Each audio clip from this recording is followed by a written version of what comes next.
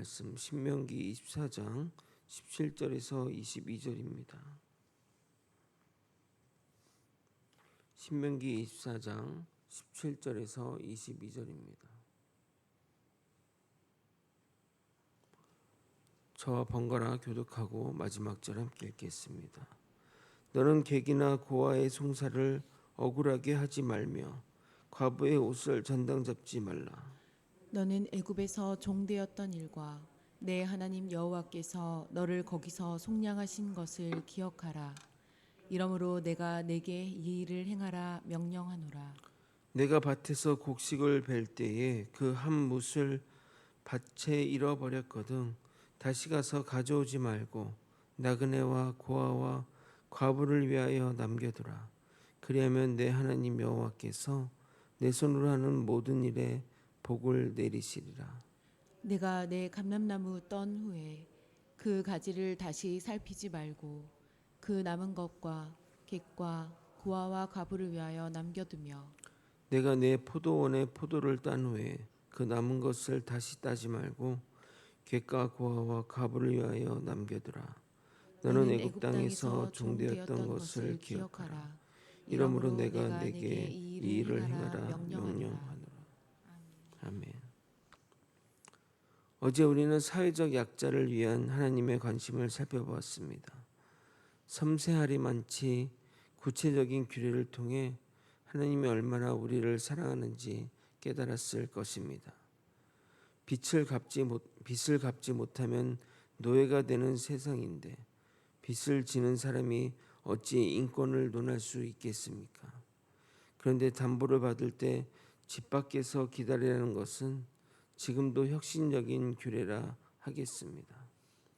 또한 고용한 사람들에 대해서 학대하지 말라는 것도 대단한데 인종이 다르다는 이유로 학대하지 말라는 것은 상상하기도 힘든 수준인 것입니다. 당시 이방인은 노예나 다를 바가 없는데 그들의 인권을 존중하라는 말은 생각하면 할수록 대단하다 하겠습니다. 우리는 이러한 것을 통해 하나님이 이스라엘 민족의 하나님만이 아니라 온 세상 온 민족의 하나님이심을 다시금 깨닫게 됩니다. 일용직에는 반드시 임금 체불이 없도록 당일 지급하고 모든 인간은 자신의 죄로만 처벌받는 사실처럼 구원도 우리의 믿음으로만 각 개인의 믿음으로만 구원받는다는 것을 명심해야 할 것입니다. 오늘은 우리나라 헌법을 제정한 제헌절입니다. 법의 날에 하나님의 규례를 살펴보니 감회가 새로운 것 같습니다. 오늘 읽은 본문은 사회적 약자를 위한 규례들과 사회적 안전 보장을 위한 내용입니다. 그리고 이어서 하나님이 이렇게까지 사회적 약자를 돌보는 이유를 살펴보도록 하겠습니다. 우리 모두 법 정신에 담겨 있는 하나님의 뜻을 발견하는 시간이 되길 예수 그리스도 이름으로 소원합니다. 대한민국 국민에게 물어봤습니다. 우리나라의 재판이 공정하냐는 질문에 설문조사에 따라 편차가 있었지만 절반 이상이 공정하지 않는다고 답했습니다. 즉 2명 중 1명은 재판 결과에 대해 신뢰하지 않는다고 말합니다. 특히 부유층, 정치인, 기득권층의 법 처벌이 약하다고 답했습니다. 21세기를 살아가는 지금 시대에도 국민 중 절반이 공평하지 않다고 하는데 과거에는 어떠했을 것 같습니까? 재판관 마음대로, 지휘자 마음대로였다고 보면 됩니다. 그런 시대에 이렇게 이야기하는 하나님의 규례를 보시기 바랍니다. 17절입니다. 너는 객이나 고아의 송사를 억울하게 하지 말며 과부의 옷을 전당 잡지 말라. 사회의 일반적인 약자를 넘어 세상에서 가장 약자인 객이나 고아나 과부의 송사를 공정하게 하고 아무리 잘못을 했더라도 과부의 옷은 빼앗지 말라는 것은 같은 이야기를 계속 반복해서 죄송하지만 당시 사회에서 획기적인 수준을 넘어 혁명적인 수준이라 하겠습니다. 하나님은 우리가 그들을 챙겨야 하는 이유로 우리도 과거에 그들과 같은 처지에 있었기 때문이라고 말합니다. 하나님 교회의 기본 입장은 역지사지입니다. 우리도 외국인 노동자에게 잘해줘야 하는 이유는 우리도 과거 독일이나 사우디에서 나가 외국인 노동자의 생활을 했었고 그 이전 일제 강점기에는 멕시코로 끌려가 목화 노동자로 살았었기 때문입니다. 지금은 우리가 잘 살아서 반대로 외국인 노동자가 우리나라에 와서 서로 일하려고 애쓰지만 몇십 년 전만 하더라도 우리가 나가서 일해야 했던 것을 잊어서는 안 될 것입니다. 18절을 여러분이 한번 읽어보도록 하겠습니다. 시작. 너는 애굽에서 종되었던 일과 내 하나님 여호와께서 너를 거기서 속량하신 것을 기억하라. 이러므로 내가 내게 이 일을 행하라 명령하노라. 하나님은 세 곳에서 추수할 때 남겨두라고 말씀하십니다. 이것은 딱 세 곳에서만 하라는 것이 아니라 모든 곳에서 하라는 말씀인 것입니다. 대표적으로 세 곳을 예를 들었다는 겁니다. 먼저 밭에서 추수할 때입니다. 먼저 읽고 설명드리도록 하겠습니다. 내가 밭에서 곡식을 벨 때에 한 뭇을 밭에 잃어버렸거든 다시 가서 가져오지 말고 나그네와 고아와 과부를 위하여 남겨두라. 그리하면 내 하나님 여호와께서 내 손으로 하는 모든 일에 복을 내리시리라. 밭에서 곡식을 추수한 후에 곡식단을 묶은 후 보통 저장소로 옮기는데 그 가운데 일부러 그랬든 실수로 그랬든 한 곡식단을 놓쳤다면 그것을 찾지 말고 그대로 남겨두라는 것입니다. 왜냐하면 그 곡식단은 기업이 없는 자들, 예를 들어 나그네와 고아와 과부를 위한 목이기 때문입니다. 그래서 여기서 이 표현을 잘 보셔야 합니다. 한 뭇을 밭에 잃어버렸거든 이 표현을 말입니다. 호의를 베풀려고 한 행동이 아니라 실수로 한 행동이라고 표현한 것은 그 한 뭇이 그 곡식을 기른 사람의 몫이 아니라 처음부터 그들의 목으로 배정된 것임을 나타내기 위해서입니다.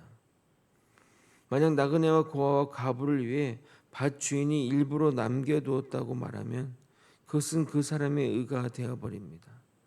그러면 어떤 일이 벌어지느냐? 고아나 객이나 과부는 그 밭 주인에게 종속되게 됩니다.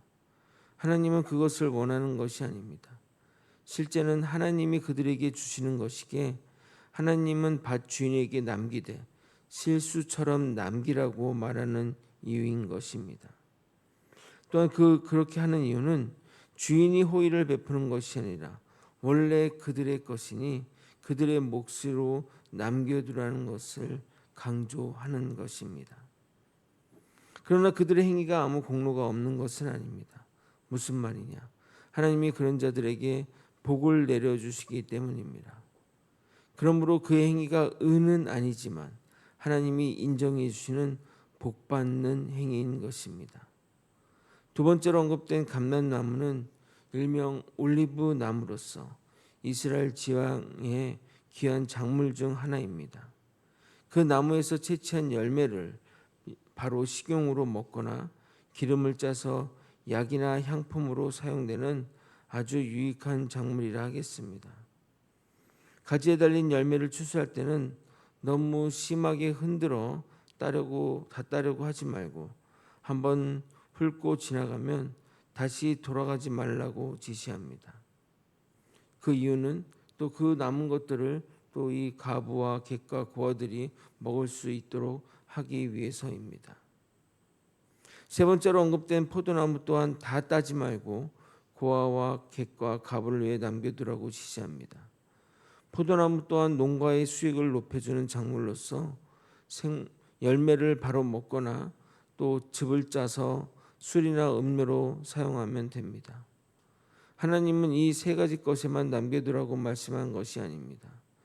이 작물들이 이스라엘 대표하는 작물이기에 특별히 예를 든 것이지 모든 일 가운데 이런 빈자들을 위한 자리를 마련해 놓은 것이 중요합니다.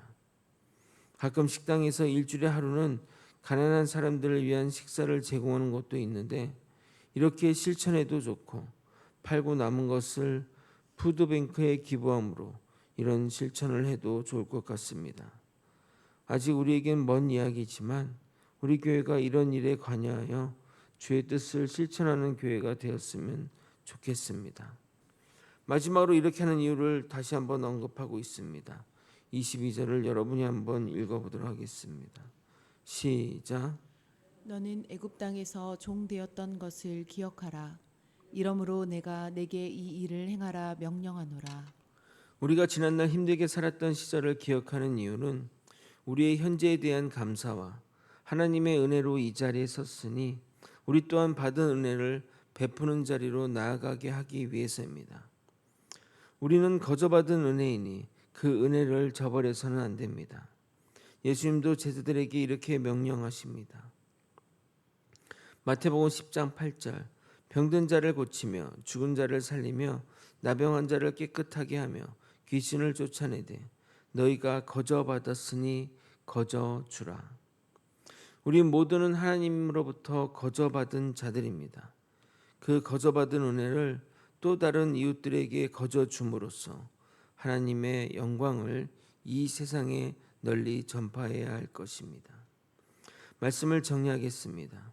오늘은 짧게 전했는데 재판 과정에서 사회적 약자들이 불이익을 받아서는 안 될 것입니다. 너무도 당연한 말인데 지금도 잘 지켜지지 않는 현실에 하나님이 왜 성경에 이토록 강조했는지 생각하게 됩니다.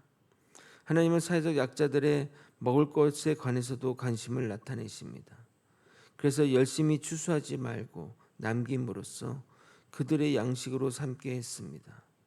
이처럼 우리가 그러한 이들을 챙기는 이유는 우리 또한 과거 애굽에서 종된 신분으로 살았기 때문입니다. 우리가 과거를 기억하는 이유는 지금 우리가 하나님의 은혜로 이 자리에 서 있음을 깨닫게 하기 위해서이며 받은 은혜를 나누기 위해서입니다. 그렇게 될 때 우리 사회는 좀 더 밝아질 것입니다. 우리 모두 주님의 마음을 품고 사회적 약자들의 관심을 가지는 우리가 되길 예수 그리스도 이름으로 축원드립니다. 기도하시겠습니다. 하나님의 뜻을 따라 하나님의 말씀 따라 우리도 사회적인 약자들 그들을 돌보며 그들의 삶을 챙기는 우리 모두가 되게 도와주시옵소서. 아버지, 이 일에 우리 교회가 더욱더 힘쓰기를 원합니다. 교회 내뿐만 아니라 또 세상의 어렵고 힘든 자들에게 선의를 베풀어 하나님이 영광받는 자리로 나아갈 수 있도록 그들이 하나님께 영광 돌리는 그 자리로 나아갈 수 있도록 인도하여 주시옵소서.